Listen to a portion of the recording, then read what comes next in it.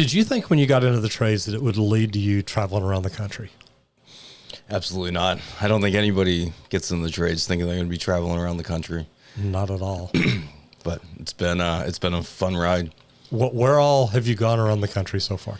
So my first place that I went to was to compete down in Florida. So we went to Tampa, competed, and then I was able to go to Chicago, Las Vegas, West Palm Beach, Dallas. So, I mean, we've jumped all over the place. So. Pretty cool, isn't it? Yeah, it is. It's been a lot of fun. Tradesmen built America. Not policymakers or desk jockeys, but hardworking, blue-collared men and women. Join me, Roger Wakefield, on conversations with some of the nation's most successful skilled laborers. This is the Trade Talks. So, did you know when you got out of high school that you wanted to get in the trades? So I actually went to a vocational high school. So I took plumbing while I was in high school. So my sophomore, my junior, and my senior year, I was learning the trades. My senior year, I went out, instead of going to high school for my shop week, I'd actually go out and co-op and was hands-on my senior year of high school. So I came out of the gate expecting to do plumbing. That's a good thing. And it's funny because Texas, just in the past few years, started embracing that same type training. You come in your freshman year. Yep. You learn reading, writing, arithmetic, I guess. But then if you decide you're going to do the trades, you roll over into, right now they've got plumbing. They're bringing in electrical and HVAC. Okay. But I always thought that was so neat when I first heard that. Because I knew when I was going to school, I was probably not going to college. Right. I was tired of school before I started high school. And if it wasn't for girls or football, I probably wouldn't have stayed. Right. But, it's so neat to see that. I mean, we took all the shops classes out of the schools, and now we're bringing full-blown trades back in. Right. So I think that's amazing. Yeah. I mean, we're seeing schools that were existing getting renovated so that you're getting the more modern technology in the schools. So, like, you're learning what's being used out in the field, too, which is unbelievable. It's not like you're learning... you get basic soldering and things like that because obviously people are still doing it, but you're also seeing what a pro press is doing and you're seeing what some of this new technology is doing. So you're stepping out on the field with a leg up, but against somebody that is just joining, after they graduate. Deciding to get in the exactly. trades. So it's a great opportunity. And, I'm thankful that my parents pushed me towards that. Yeah. But it's great. And to see more and more, trade schools going up and it really making an impact, just especially with the shortage of tradesmen and women we have in the country right now. So up in your area, are trade schools becoming I'm not going to say more popular than college, but are more and more people starting to look at the trade schools now? Definitely. So when I graduated in 2003, it was a small waiting list to get in. The waiting list nowadays is insane. My daughter's actually going to be going to a vocational school next year, and we applied for the school, and we crossed our fingers hoping that we'd get in because not everybody does. And it's not just the city that you're in. It's a community of cities around you that are trying to get in. So the school that she's going to is kind of state of the art. It's relatively new, so it's got a lot of want to get into that school. And thankfully, my daughter was lucky enough to get in, but not everybody was as fortunate as her. So, what does she want to be when she grows up? So it's tough in 8th grade figuring out what you want to do, but I mean, she's thrown out a few different ideas of doing either cosmetology or interior design. Certainly not plumbing, which I'm okay with also. But no, she's keeping her options open, which is good because your freshman year, you go in and you do, 12 or 10 shops. So you can see, kind of the you're in there for like a week or so and you see a small portion what that is. And, hopefully one of those grabs your attention and that's what, you move forward with for the rest of your career. But which is what happened with me. I was able to take the shops when I was a freshman, and then... So your freshman year then isn't normal high school. It's shop classes? So it's a combination of the two. So Okay. you go in for a week, you do your traditional math, science, English, and then your next week is your shop week. So your freshman year is, academics, and then you'll be in plumbing, and then you'll be academics, and then you'll be in electrical. Oh, wow. Academics, Cosmo, academics, so you're seeing, 12 shops or so. So you can actually kind of get a good feel for what each shop would be able to offer you. And see, they don't have that many schools down here. I mean, they've got cosmetology schools here, Right. but it's not part of the high school. And I do think some of the schools are starting to put stuff like that in, which I think is a great idea. Right. Nursing, trades, cosmetology, anything like that someone can get out and roll right into work. Right. It's amazing. Yeah. When you graduated high school, did you already have a plumbing license then, or? So I had a lot of my schooling hours. I had some of my in the field hours. I needed 2 more years in the field. So I got my journeyman's license when I was 20. Okay. Coming right out of high school. Okay. So what kind of money did you make right out of high school? I mean, I know that's 20 years ago. But. So I was on par for making a journeyman's license, a first year journeyman's salary at that point. So, $21, $22 an hour, I think, when I first came out of high school, or shortly after my first year of out of high school. So now, was this union or non-union? Non-union. Okay, non-union. Yep, residential, non-union.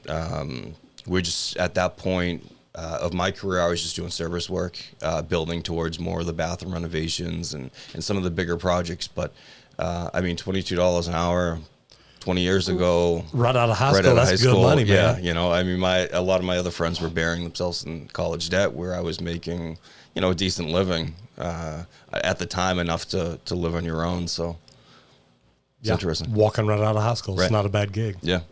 So what made you pick plumbing? So my freshman year, I went through all of them. I actually went to the vocational school thinking electrical was my thing. I had an uncle that was an electrician. Then you realized you were too smart to be an electrician. Sorry, it slips out. I enjoyed cleaning up after myself. There you go. Yeah, you knew how to work a broom. You couldn't be an electrician. So I took electrical. I loved it. Really, really enjoyed it. Plumbing was one of my later shops that I got to experience, I think, in my third quarter. And for whatever it was, I just fell in love with it. I love soldering. It was something that you could do artwork with. You can tell a good solder joint compared to a bad solder joint. Both of them hopefully aren't going to leak, but there's a difference between the two.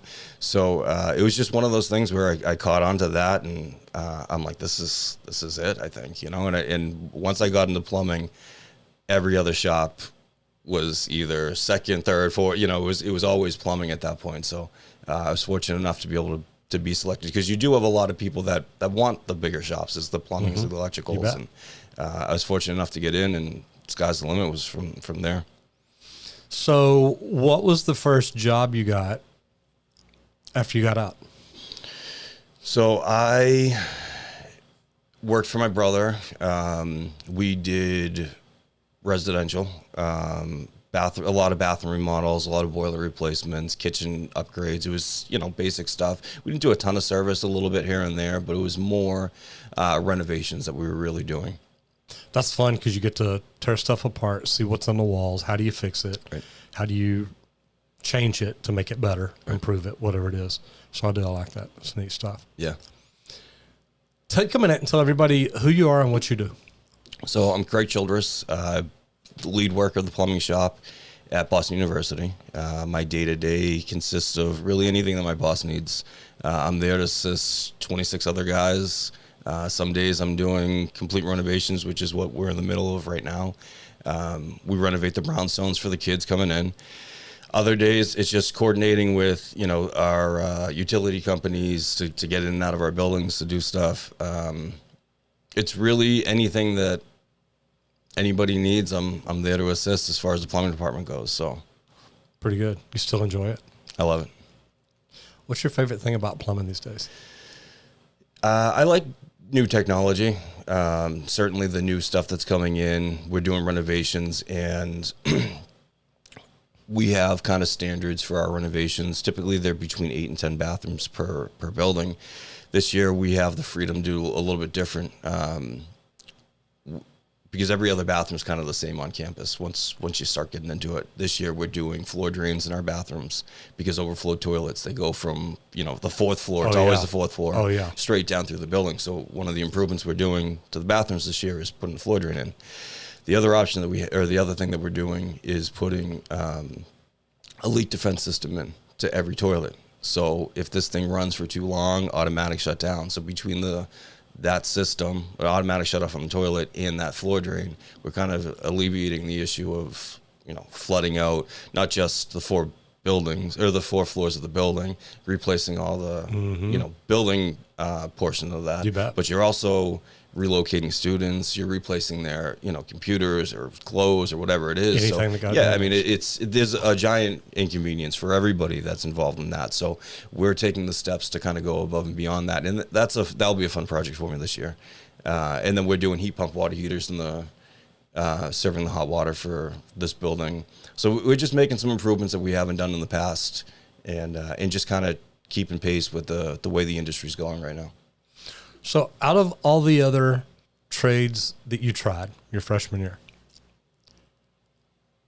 electrician, probably your second choice. Yep. Was there one that just surprised you where you're like, wow, you know what, this would really be cool? Welding. Yeah? Yeah. You enjoyed it? I got into welding. Everybody loves welding. And I got okay at it, that week that you're there. But when you see a good weld. Oh, yeah. And I can't do it, but when you see somebody else do a good weld, it's, the stacked coins is just ridiculously beautiful. So, I mean, similar to anything that you come in to see us is, everything's perfectly straight and level and pitched properly and evenly spaced. And, your solder joints don't have drips. And, you can see absolutely somebody that takes their time. But, I mean, welding's the same way. But, really, any trade. You go to an electrician that's done a nice job on a panel, you can tell. Absolutely. This thing is perfect. So does it surprise you that there's as much pride as there is in the trades? I don't think so. I think at an early age, I was able to have a lot of pride myself. So I thought that seeing other people that took pride in their work, that's the people that I kind of gravitated to. So those are the people that I spent the most time with. Those are the people that I paid the most attention to, just because it was like, all right, well, I'm learning and I really want to be able to do nice work, but you're currently doing really nice work. And that's, I want to learn from you. You're my guy, and then once I tried to catch up as quickly as I could. And then I was, all right, well, now you're my guy because you're doing something different. You're doing a different portion of the field. And I mean, plumbing has such a variety of portions as you can do. So it was, plumbing for me. And then I got into boilers, and then it was HVAC. And, it was just, the more I could learn, the better. I loved learning, and I loved being able to learn from people. And even if I wasn't necessarily doing it, like I'd be on a job where I do a boiler. Electrician would come in, they do low voltage wiring. So I'd pay attention to that electrician, what he was doing. And not that I would communicate with him, I wouldn't bother him. I'd keep on doing my work, but I'd pay attention to what he was doing and how he was doing it, because like any trade, there's good ways to do it and there's bad ways to do it. And I always, the first time I had ever seen wires run behind a boiler wall and kind of hide everything, I walked up to him and I'm like, all right, well, when are you going to be done when are you going to be done wiring it? He's like, no, I'm done. And he the way he did it was just like, he came out of the bottom circulator, went right into the wall. I mean, he hit everything, but everything was accessible also. You bet. So it wasn't like it was, you're burying the next guy doing service work. It was perfect. This video is sponsored by High Level. For your 30-day free trial, go to gohighlevel.com/Roger Wakefield. You've done residential, commercial, a little bit, industrial, a little bit. Yep. What's your favorite part? I'd say residential would probably be my favorite. Service or new construction? Renovations. Okay. Only because you're working within what you're given. So I feel like new construction, you you don't like this, you don't like that. You can kind of adjust things. Renovations, I think that you're thinking a little bit more. You're kind of taking all the tools out of the box compared to just, this is how we're going to do every new construction. So I think it just makes you work a little bit harder, or your brain work a little bit harder. I like challenging myself. So Good. Anytime that I can get something to do that's new, or something to do where it's like, all right, well, we want this here.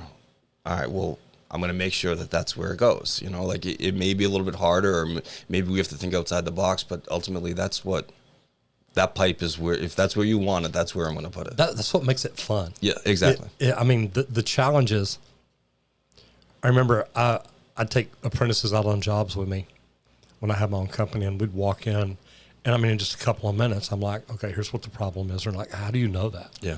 It's like, man, it's just, there's not much else it can be, and right. you go through it. But I love having the analytical mind where it's, how do we make this work? How do we do this? How do we do this? How do we get this pipe right there? Right. And it was funny because I was doing a remodel, First United Methodist Church in downtown Dallas, and we're outside one day, and the director of the church, who was the one making sure we did what all we were supposed to do, him and I are standing outside talking. He said, Roger, how do you do it? I said, do what? He said, there's nothing I've brought to you that you've said we can't do that. And we're standing outside, and I kind of looked up, and I saw the steeple up there. I said, Rusty, you see that steeple up there? He said, yeah. I said, I can put a toilet on top of it and make it work. He said, no, you can't. I said, oh, I can. It's going to be expensive, right? But I can make that work. And he's like, just the way your mind works. But you've got to have that mindset of, look, I can do anything. Right. And then figure out how. Yeah. Hey, you may walk away from that conversation and be like, oh, man, what did I get myself into? Yeah. But yes. then that goes away, and then you figure it out. Yeah. Uh-huh. Yeah. You're also a certified HVAC tech, right? Yeah. Okay. Why? So I always like pushing the envelope on what I'm learning. I don't like really standing still. I always try to learn as much as I can. Mm-hmm. Working for a service-based company, I was doing a lot of boilers, a lot of comfort. So it was comfort systems really for us. It was, on-demand water heaters, boilers. We'd be doing bathroom remodels, but a little bit less of bathroom remodels. And we'd always slow down a little bit during the summer. So I was with this company for a while. And they were getting busy in the summers. They weren't just yet. Okay. So we were trying to figure out something that we could keep busy, because we didn't do a lot of new construction. Construction is what booms during the summer. So my boss came to me and was like, hey, what do you think about learning air conditioning? I'm like, absolutely. Right. I'm in. Let's do it. So we sent me down to a school in Arkansas, 2-week course, crash course. It was, you learn real basic stuff, refrigerants. I pretty much went through the same course. Okay, so you're familiar with refrigerants, electrical, safety. Right. And then you take your EPA. Yeah. I got my EPA too. Yep. Yeah. So you go down, you take that crash course. We came back, and my boss, and it's just really me and one other tech who you're our went HVAC down. guy. So now. we're our guys, I didn't have a guy to be like, hey, yeah, Roger, how do we do this? Right. It was us, and of course we made mistakes, but the company backed that and said, hey, if you make a mistake, we'll fix it. So there was times where we made mistakes, but we learned a lot, and the company always backed us and always made it right with the customer, and it was never an issue. We were very forward, and we went through, and it's just, you do it. And once you start doing it, the more you do it, the more you learn. And then the more you do it, and you come up with a question, you research it. And I mean, online was a beautiful thing for me when I got into it. Right. It's because I'd research and figure out what was going on, and what can I do better, and taking classes. And it was like, all right, well, John Stone would put on a class. I'd jump into that class, or this supply house was putting on a class. Whatever we could do to learn it, but I didn't really have that person. Where like plumbing wise, I definitely did. Plumbing wise, right. I had endless supply of people that I could be like, hey, what's this or what's that? Where HVAC, you just went and learned it, and I know a lot of people do it that way. So it was a great experience. It really was. It was fun going down to be like, all right, we're gonna take on a new trade. Go down 2-week crash course, came back, I think a few years later, I got my NATE certification with that same 2-week crash course. We went down for like the advanced training for it. You bet. And I can't thank that school enough for doing what they did for me. I mean, even my boss at the time for being like, hey, we have a void in summers.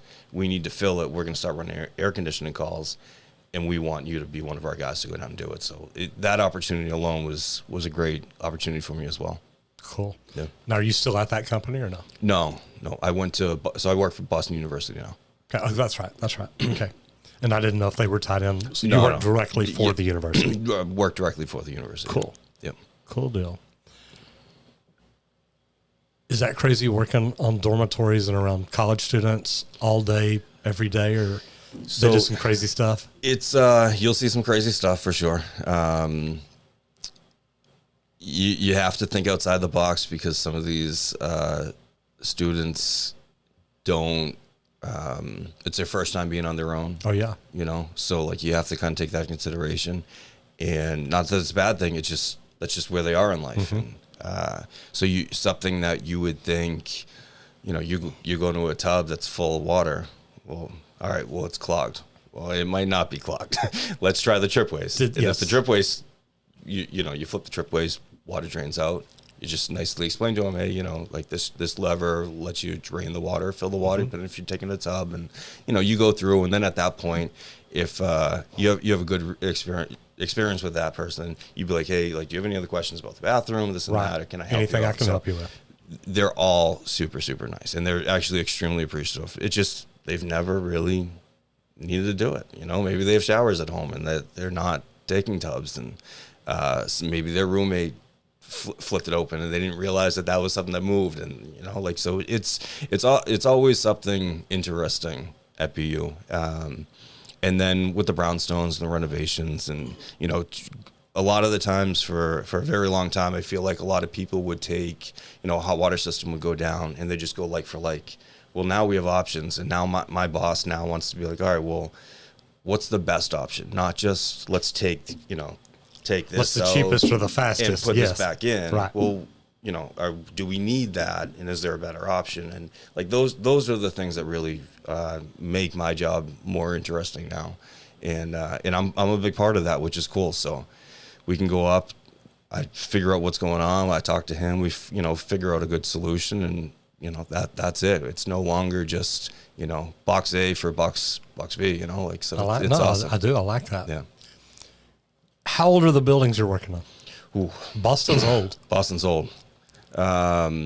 So we have brand new buildings that are 4 years old, okay. And we have buildings that are over 100 years old. So that's the cool thing about working in Boston is you do see a wide variety.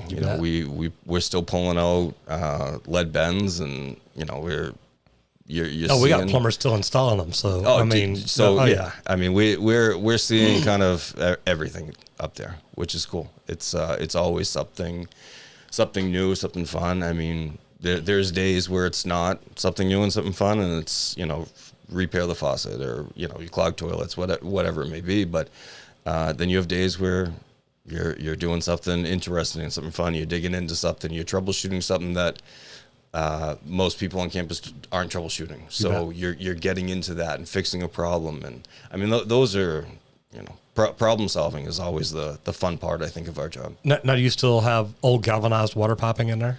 Or is most of that all changed out? Most of it's all changed out, yeah. They have done a great job with upgrading as much as they can, especially like we had lead, I think there was like 1 or 2 lead lines on campus when I first came, and those came out the second they found out about them. So, the lead water mains, but I mean, any of that stuff, they're very, very good. I mean, safety wise, we have, an EH&S department where they come in, make sure everything's safe for us, not only working, but safe for the kids being in there. And, so they're covering almost everything that we need. So it's great from that standpoint. I love that.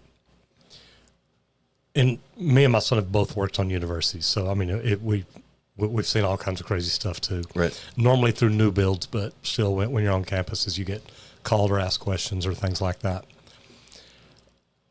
What's the coolest project you've ever done? On campus? No, just your coolest plumbing project or HVAC. So I like doing jobs where I can do all of it. So because I had the HVAC, we did a residential home.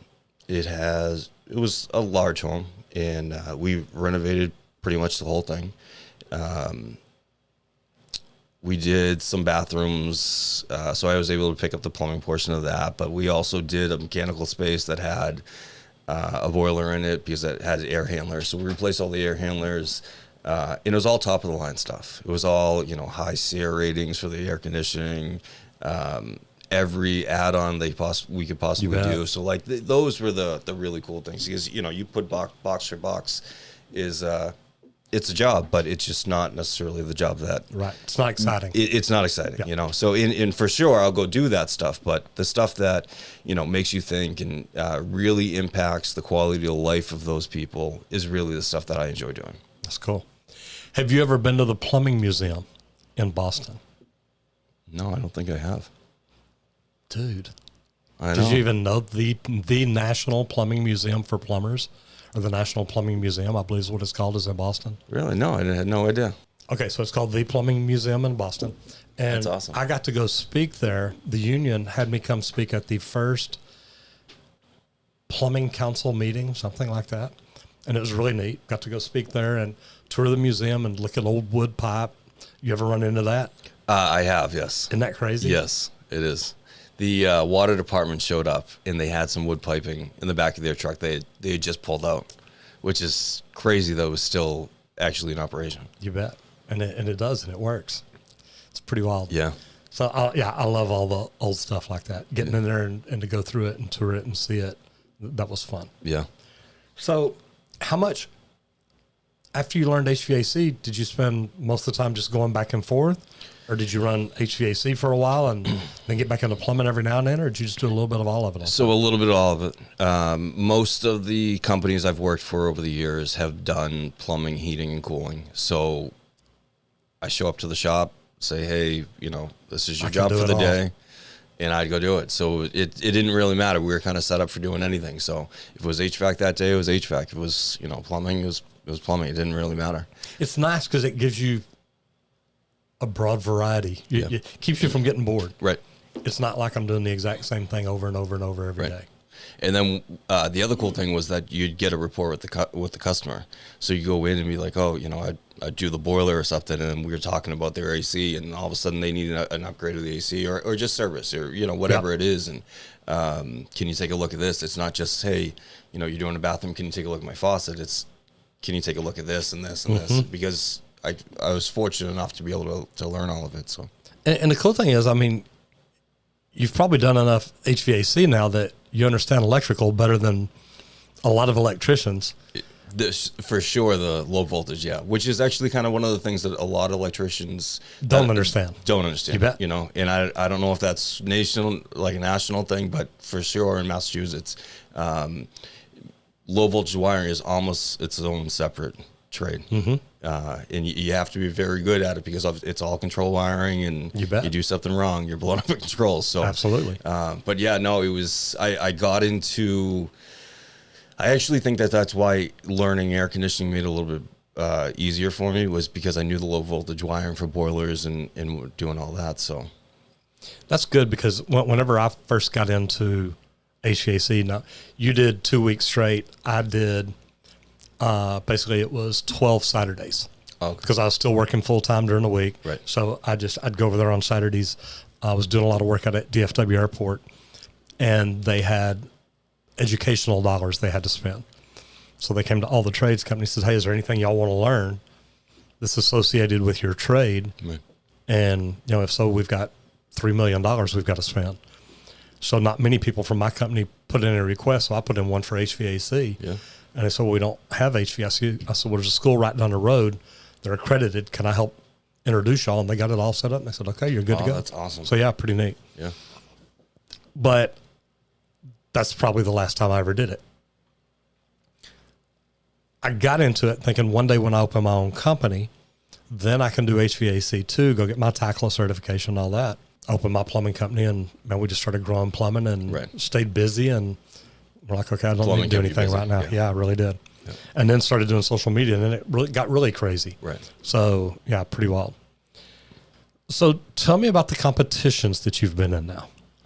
All right. So 2 years ago, I went down to Tampa, Florida to do the ServiceTitan Elite Trades Championship Series. The way that I got into this was my old apprentice, who, became a licensed plumber, Nate certified, the whole nine. But, how I met him was he was my apprentice years ago. And he went down, won it the first year that they had HVAC. So I saw him on TV. I saw him with this big check for $40,000. Talked to him after, and I'm like, congratulations, this is awesome. How do I become part of it? So he told me about, HVAC Nationals, go on, sign up. So I was able to, I was fortunate enough to qualify for round one, the first year down there. So round one is a 5-minute online test. You just answer as many questions as you can. They pull the top, I think, like 40 or so people to move down to round two. So round two is an at-home kit. They send you a box in the mail, and it has, your pipes, your fittings, and you have to assemble this on camera. You put a nitrogen purge through there. You braze the all your fittings and everything on camera, and then you submit that video to the competition. If you're selected within, I think it's the top 10 or so for HVAC, you move down to compete down in Florida. So I qualified for round two the first year, and they rolled out plumbing. And I'm like, oh, well, I'm more of a plumber than I am an HVAC tech at this point. I was like, so I'll enter both. So I did the same thing. Round one, it was 5 minutes. You go in, I qualified for round two. I had 2 kits at this point.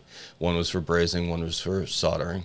Assembled them. You have a timer. You got my wife's a saint and had the patience to video everything that I was doing. We submitted them, and we're like, all right, well, who knows? I have no idea who I'm competing against, how I did or anything. I just went out and did my best. So fortunately enough, I was able to get qualified for both of them. Went down 2 years ago to Tampa and came on top for both of them. So we won $40,000 in HVAC, $10,000 in plumbing. And what would they pay HVAC more than plumbing? That's right. That's not right. So I agree. I'm just going to complain right now. But it was a great competition. I mean, when you go down there, they make you feel like $1 million. I mean, there is not a person that's associated with this competition who isn't just an unbelievable person. Like every person that we met were so positive and so for the trades, and they really were supporting you. So, we went down, cloud 9, just a whirlwind of what was happening around me, and it happened so quickly. And, you're competing on stage to do, I think the first year was a water heater and a sink. You had to do the piping in the wall, run some PEX lines. So that was the plumbing. You had an hour and a half to do it. I was the only person that finished it that first year. I won that. That was the first day that I was down there. The second day was HVAC. There's 2 rounds that particular year. We had to assemble air handler, air cleaner, ache oil, and a little piece of duct work for round one. Then we went into horizontally mounted air handler, run some line sets, do some condensate piping. So same thing. It was, they give you a small thing that's an hour and a half approximately to complete. And you time in, you time out based on your time, quality of work, safety, following the, what your scope of work was, you'd either, win or not. So I was over the moon. I went down being like, all right, well, maybe I'll have a good showing, and then to come back and win both of them. Fast forward to the following year, which was last year, kind of similar things happened. Was I qualified round one, qualified round two, went down. Fortunately enough, was able to win both of them again. So I'm back-to-back plumbing and HVAC champs. Fantastic. Yeah, which is crazy. So tell me, start out with the written on the plumbing. Is it just code book questions or sizing questions, or what all kind of stuff do they cover? So it's code book questions.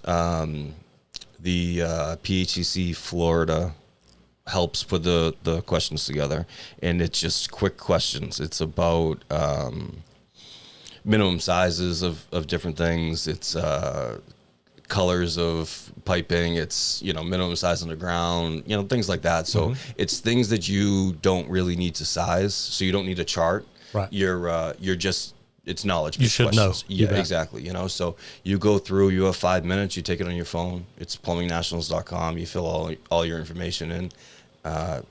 And nobody knows. Like you, it's not like they say, Craig Childress got a 10. Right. It's just they give you a leaderboard. It's the top 10, and if you fall on that leaderboard, great. If you don't, there's still 10 more spots that you could potentially qualify for round 2.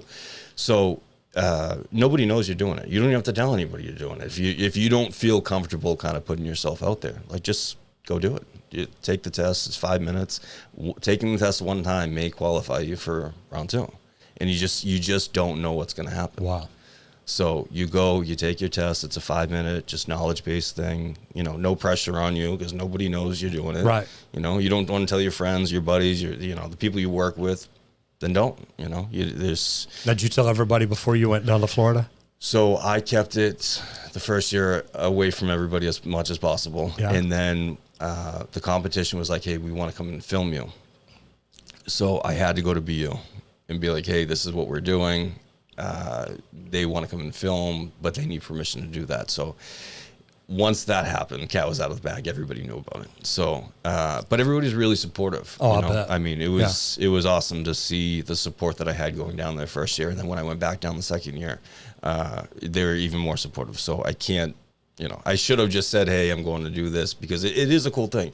Even if you don't win, you go down. It's a great experience. They pay for you to go down, compete, and just showcase your skills. And then, a few months later, they air it on TV for you on CBS Sports, and you get to sit there with your family and watch yourself compete. Yeah, So, and honestly, that was kind of one of the best things, that the most unexpected best thing that came out of the competition was sitting there with my family and watching them watch me compete was like the most ridiculous thing. I have a 6-year-old at home, and he was, he repeating everything that they say, and like they say funny things about, they were talking about getting the duck boats if I won again to go down Lansdowne Street. So like my kids pick up on all this stuff, and we'll be there, and one of them will say something about something that was said in the show randomly. It has nothing to do with the show, but they're repeating that stuff, and to me that's really what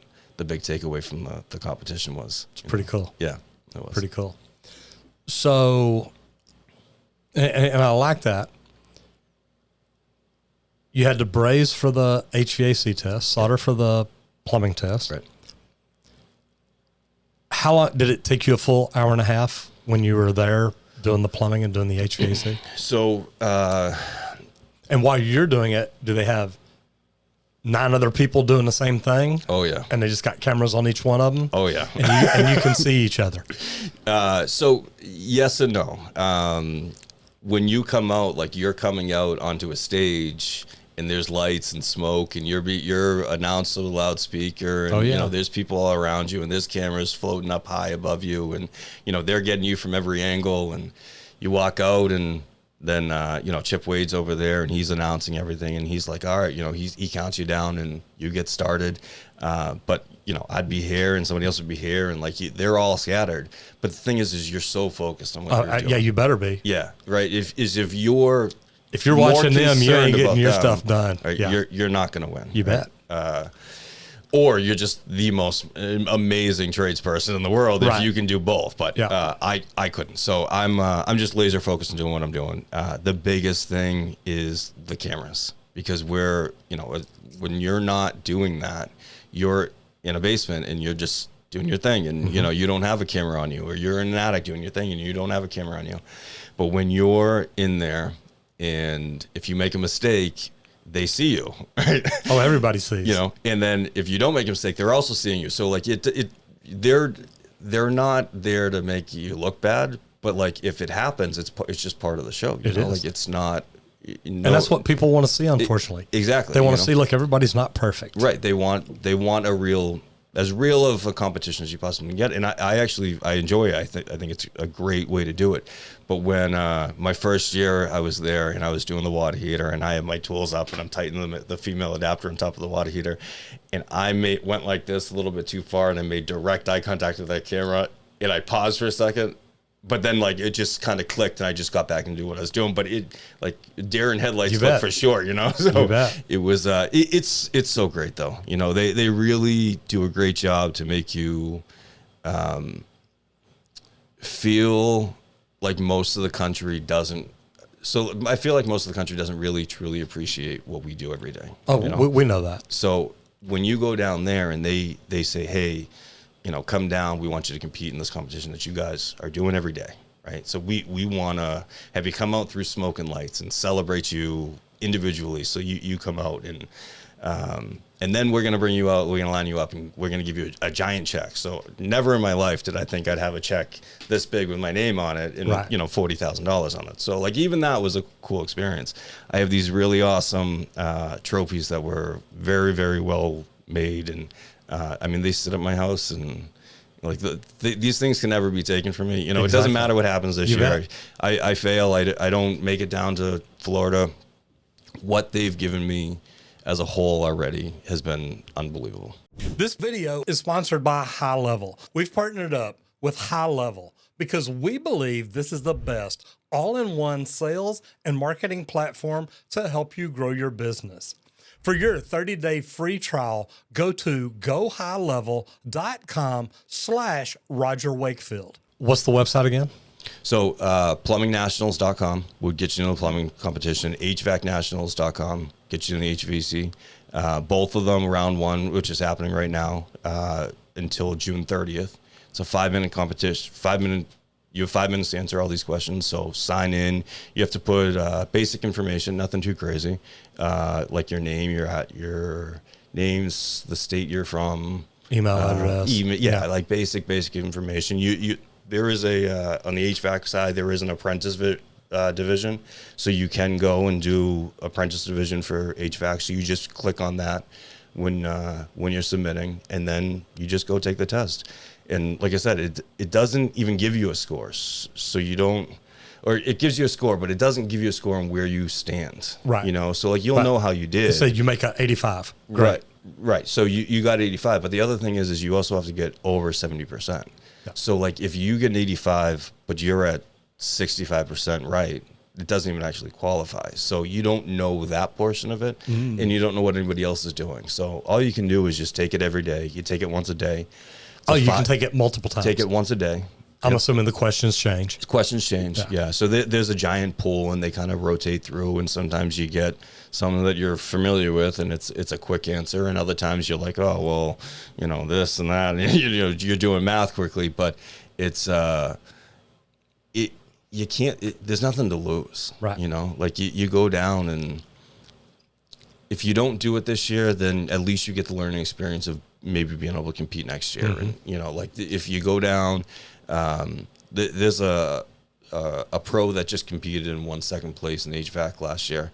He worked his way up through the apprentice side and then jumped over to the pro side and came in second in the pro side, and he won the apprentice division last year. Wow. So like you can see his progression as he's moving along his career too, which is, you know, awesome. And, you know, it's the people down there are just, you know, second to none. I mean, the tradesmen and women down there, the sponsors that are down there are really, really awesome. They're also supportive of you. Intersports, the people that put the competition on, I mean, you can't find better people than that. And ServiceTitan's the title sponsor.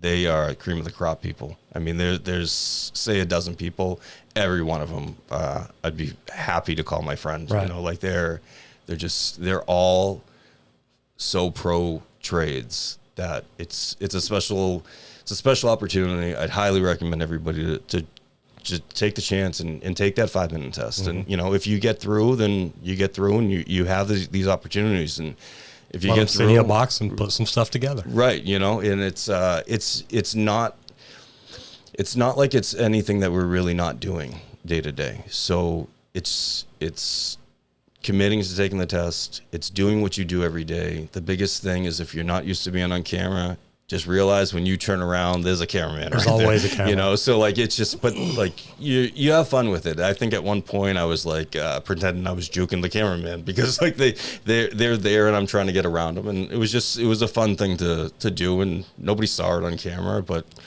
that guy knows that I juked him. You bet. Absolutely.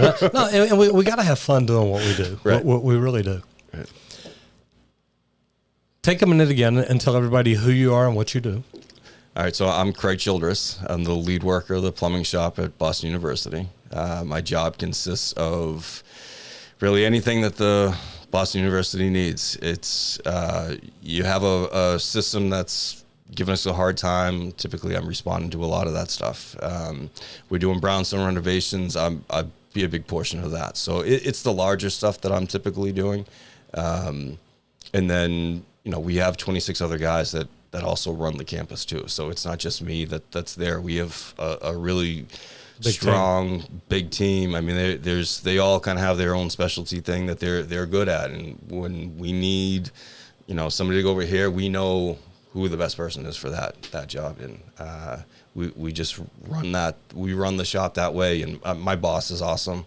And he has, I think we both have similar mindsets. So we always want to do the right thing. If we can fix the job, you know, doing this part, but we can really, you know, make the problem go away with doing a little bit more, like we're going to go that extra step, and that kind of starts with him. So now, is he a plumber too? Yes. Cool. Yep. That's always nice. You know, exactly. Work with somebody that understands exactly what you do. So he was promoted within two, which he was one of us. So he went from, you know, doing what I was doing to being lead worker. He got promoted up, and then I took his spot when he got promoted up. So he get on there and play the 5-minute questions every day?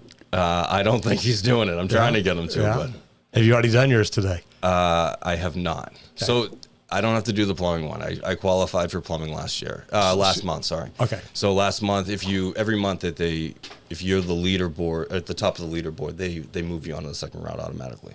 So they do this all year long then? No, so it starts in March, I believe, and then ends in June. So one of the competitors from last year I know won the first month because I talk to him frequently. So he won the first month, so he'll be back in round 2. I won, I think, the second month, so I'll be back in round 2. So it's fun. You get to know, like there's a lot of familiar faces and there's a lot of new faces. So you get to know some of the people, and honestly, it's a great week to just go down there and be celebrated for what you do every single day. No, dude, win or loss. That stuff is cool. Yeah, I'm lucky because I've got to see the PHCC competitions, the national competitions. I've got to see the unions, the UA. Yep. Their national competition at the instructor training program in Michigan. I've got to go to so many regional union trades competitions. Plumbing, HVAC, pipe fitting, and welding, and to get to see that, and then Skills USA, getting to go to it and look at everything they do. It's like, man, this is just crazy.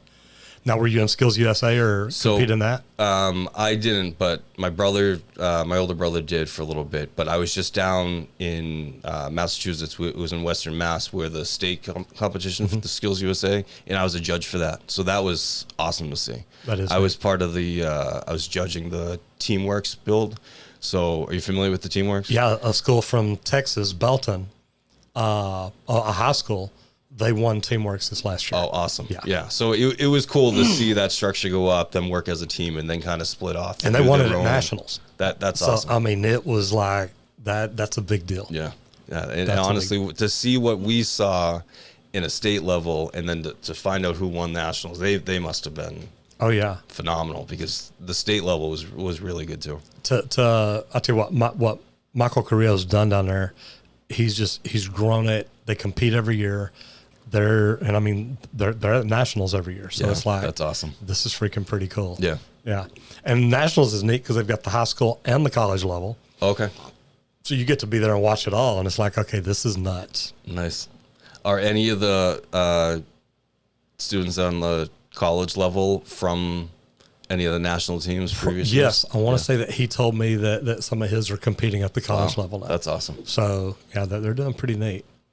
Texas State Technical College takes a team down there, too. Nice. So, they normally – that's where I ran into Jimmy Bibb last year. So, Nice. yeah, pretty neat stuff to watch. It's awesome to see the future of our trades and what they have the ability to do, because I certainly wouldn't have been at that level at that age.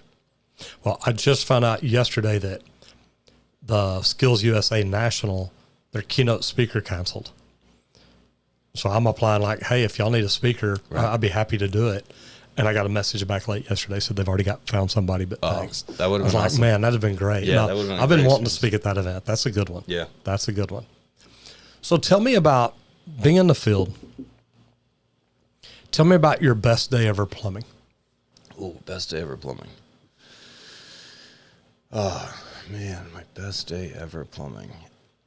I like figuring out things that other people weren't able to figure out. So I don't know if it's my best day ever plumbing, but I do recall there was one particular at a steam boiler, and I feel like I heard that every person in the company had gone to this. And I was doing an install project. They're like, Craig, can you swing in and take a look at this job? So what was happening was I've always been told if you go to a steam boiler, you drain that steam boiler down every time you leave to make sure that low water cutoff shuts off the system, right? Because you don't want the gunk holding up the float and having a dry fire. So that's how I was always taught. So I went to the steam system, and what they were having was the spill switch was coming down, saying it was block chimney. So the spill switch was located right next to the jacket and not like on the top of the boiler. So the spill switch was right there, and what was happening was the low water cutoff, the water was draining from the boiler, the low water cutoff wasn't shutting down, superheating the boiler and heating up that spill switch. Expansion. Just enough to shut down the boiler. But it was, if you didn't see it happen, you would be like, all right, it's a spill switch, a block chimney, let's get a chimney company and inspect it, the whole nine. So I figured this thing out, I don't know, probably like 30 minutes into it, just because I'm going through everything. You bet. And everybody was like, no, Craig, it's the chimney, it's the chimney, it's the chimney. I'm like, all right, well, let's check. I couldn't find anything. Everything was running perfect. I dropped that low water cutoff, like I've always been told, and boiler didn't shut down. And I'm like, oh man, this is what it is. So we fixed it. I took the low water cutoff, cleaned it all out, made sure everything was operating properly, and never a problem again. Amazing. Yeah. You got to love stuff like that. Yeah. Now tell me about your worst day plumbing. Ooh. Worst day plumbing. So, can it be my worst HVAC day? No, we'll get to those in a minute. All right. My worst. My worst. So the one thing that I couldn't fix, because as long as you can fix it, it's You bet. It's a mistake, but job's not done till it's fixed and we're you know, done. Yep, so yep. as long as you can go. I was young and I burnt a kitchen sink faucet hose, and I was young, and that's the reason why it was just always stuck with me. And for whatever reason, we put the faucet in first. And it was a new kitchen remodel. Put the kitchen faucet in first. I was still an apprentice. I go to solder on my angle stops, and I scorched the side of the hose. So it wasn't something I could fix. Right. We had to replace it, and it was only the worst day, only because it was something that I couldn't fix myself. I was really young, and it just left an impression on me. But the thing is I also learned so much that day. So it was it felt like my worst day plumbing, because everything else, you have terrible days where you have a basement that's flooded because of backup, and that's a terrible day. But that wasn't self-inflicted. That was just something that happened. We're dealing with it. This hose always has stuck with me, and that's 24 years ago. Okay, I get that. Tell me about your best day with HVAC. Best day HVAC. I think it was the first system that I did on my own, coming back from that system. And it's not the first system, it was the first system that I accurately installed. Okay. So it actually potentially could be the same system as my worst day. But I would say when I first turned on that thermostat, set it to cool, all my pressures were correct, I'm blowing cold out, and it's doing what it's supposed to be doing. And then I start seeing condensate coming out of the condensate drain. I'm like, all right, we're doing something here. That's pretty cool. Yeah. That's pretty cool. Now, do they use a lot of air conditioning up in Boston? Yeah. Do they? Yeah. Yeah, we have a lot of AC. Okay. So my worst day. There we go. You knew it was coming. Same job. I didn't, in my vast 2 weeks of experience, I didn't know that there was such thing as a downflow system. Okay. So I went to a house, it was in Cambridge, and took the model numbers off because that's how I was initially trained to do it. And went like for like. I'm like, you call the supply house. I'm like, hey, this is what I have going on. And he's like, all right, no problem. We'll get you a system. I start ripping out the old system, put in a new system. I'm proud of myself. I'm like, this is it. I took my 2 weeks training, and I'm turned doing it into a job. I'm doing you it. Bet. So turned it on, and my downflow system is now an upflow system, and I'm blowing out of the return. So, and I'd never heard of this, first of all, and I had never tested the system before I replaced it, so I didn't really know how the system was working. So I'm like trying to convince myself that that's normal, and that no, it's just pulling return air out of all those smaller ones around the rooms, and it's just, this is your main supply, and I'm just like trying to justify this in my head. Right. And then I do a little research. I'm like, I screwed up. Got to flip the system. Got to flip the system. So my worst day was my first day doing a system install, but my best day was also my first day doing an install, because when I did get it fixed and I had it right going, it was awesome. Oh, you know, yeah. to pick up a trade, to go down and go to that schooling, and I can't thank those guys enough, and for a boss to have the faith in me to pick up a trade that we didn't have a person to say, hey, this is, if you make a mistake, this is who's going to talk to you about it. It was, you just figure it out. And part of that I don't really like as a business plan, but I'm also we successfully did it. With that mistake probably changed the course of my HVAC career, because I'm like, all right, well, there's a lot more here that I don't know. Oh, yeah. And I'm going to learn it all. Good for you. And I went and I learned and I learned and I learned, and that mistake never happened again. Do you still learn? Do you still study? As often as I can. Yep. Good for you. Yep. I met with a manufacturer last week about new water heaters that we want to put in, and the different things that we can do with them. Even those shutoffs that were put on the toilets, I went online training to get a certification to be able to even put them in, and went to my boss and said, hey, this is kind of the idea that I came across. What do you think about it? Laid it out to him. He was on board with it, and now we're doing a more modern version of what we've done for the same way for so long, and now we're making improvements to prevent that that flood disaster to happen. So cool. Yeah. Normally, I ask people the day you walked out of high school, if you could tell yourself go back and tell yourself anything, what would you tell yourself? But with you, the day you got out of the 8th grade, because you got right into plumbing in high school. So I'll come back to the 8th grade for you. The day you got out of the 8th grade and realized, okay, I'm headed to high school next year. If you could go back now and tell yourself anything, what would you tell yourself?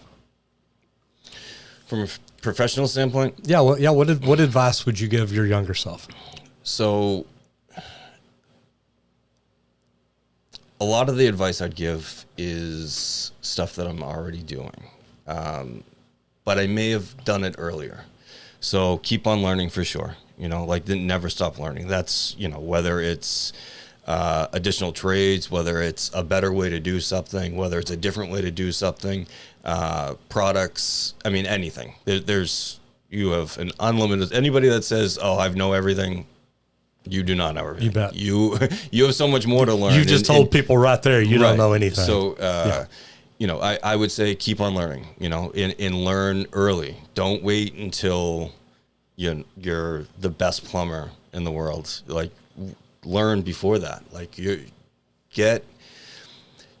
instead of just being, this one-minded plumber, be able to do plumbing, be able to do commercial plumbing, be able to do residential plumbing, be able to do labs and commercial kitchens, and like I guess the easiest way to put it is be the person that if there's a problem, you can be called. That's the advice I guess I would give my 8th grade self. It's a good way to look at it. Very good. No matter the situation, plumbing and HVAC to me is the same field, just because of the merge that we've had. But be that guy that if there's a problem, or that girl, if there's a problem, that you want to be the person that's being called. And that's training. That's a lot goes into that. That's a lot of training, a lot of research on your own, staying up with the products, staying up with the technology that's in the boilers, and everything. But be that person. Be the person for the phone call. I like it. The elite trades. You've already got through round 1. Yep. Round 2 coming out coming out in July, I guess. I think it's August that they're sending that out. Yep. And then when do they go down to Florida? So I think it's the second week of October is the competition this year. Good deal. Yeah. Well, good luck. Hopefully you can three-peat. I hope so. That'd be insane. Thanks for being on here. Thank you so much.